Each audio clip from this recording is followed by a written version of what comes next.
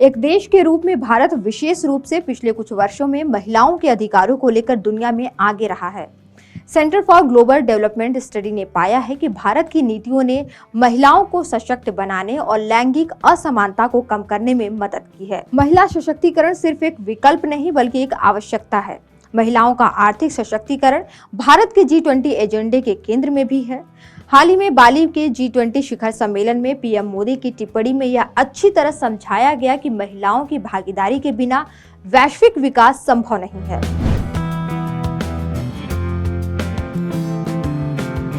किसी भी राष्ट्र के लिए यह जरूरी है कि उसकी महिला आबादी शिक्षित, स्वस्थ और आत्मविश्वासी हो, क्योंकि उनके द्वारा ही बड़े पैमाने पर समाज का प्रतिनिधित्व करने वाली अगली पीढ़ियों को सोशल एंड प्रैक्टिकल यानी सामाजिक और व्यवहारिक ज्ञान स्थानांतरित किया जाता है।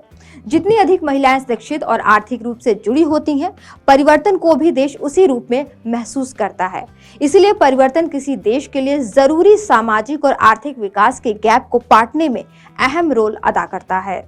इस तरह का परिवर्तन विशेष रूप से विकासशील अर्थव्यवस्थाओं के लिए तेजी से ऊपर उठने, जीवन स्तर को बेहतर बनाने और सतत विकास लक्ष्यों को प्राप्त करने में बेहतर योगदान देने के लिए आवश्यक है। इसके मद्देनजर यह जरूरी हो जाता है कि अंतर्राष्ट्रीय स्तर पर सभी क्षेत्रों में महिला सशक्तिकरण को प्राथमिकता दी जाए।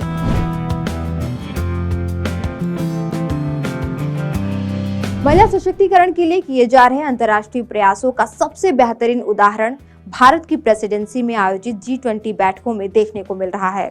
G20 के W20 वर्टिकल का उद्देश्य जमीनी स्तर पर महिलाओं को आगे बढ़ाना भी है, जो हमेशा से भारतीय सामाजिक लोकाचार का एक अनिवार्य हिस्सा रहा है।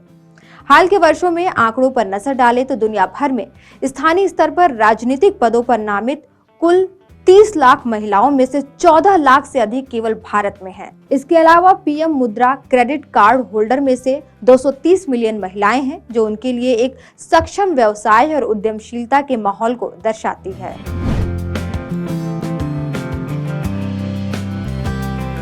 इसी तरह भारत में कृषि के क्षेत्र में काम करने वाली महिलाओं की संख्या भी 100 मिलियन के करीब है, जो वैश्विक स्तर पर कहीं नहीं दिखाई देता है। यहाँ तक कि राष्ट्रीय शिक्षा नीति में भी महिला शिक्षा को विशेष रूप से टारगेट करने के लिए जेंडर इंक्लूजन फंड का प्रावधान किया गया है।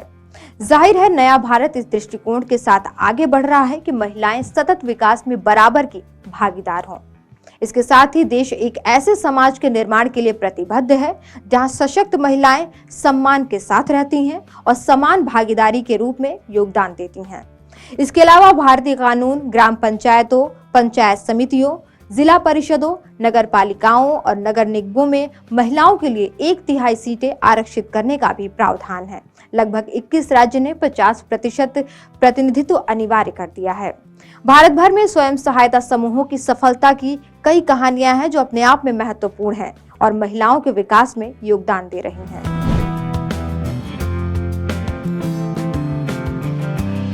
देश में कॉर्पोरेट उद्यमों में महिलाओं की स्थिति काफी विकसित हुई है, विशेष रूप से सर्विस सेक्टर में। उदाहरण के लिए बैंकिंग और वित्त सेवाओं में महिलाओं का प्रतिनिधित्व 31% हो गया है। भारत के मीडिया क्षेत्र में यह आंकड़ा 30% है। सर्विस सेक्टर में महिलाओं का कार्यबल 45% है। आईटी सेवाओं में महिलाओं का कार्यबल 34 से 36% है।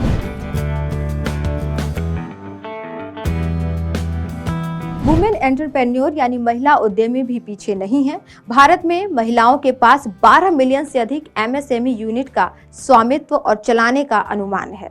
महिलाओं के नेतृत्व वाले उद्यमों का मालिकाना MSME इकाइयों में 20% से अधिक हिस्सा है।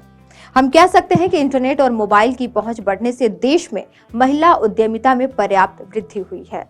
जमीनी स्तर के उद्यमों में भी महिलाओं का दबदबा है। उदाहरण के लिए खादी ग्राम उद्योग के 4,90,000 कारीगरों में 80% महिलाएं हैं। इस वीडियो में इतना ही। आप देखते रहिए PBNS।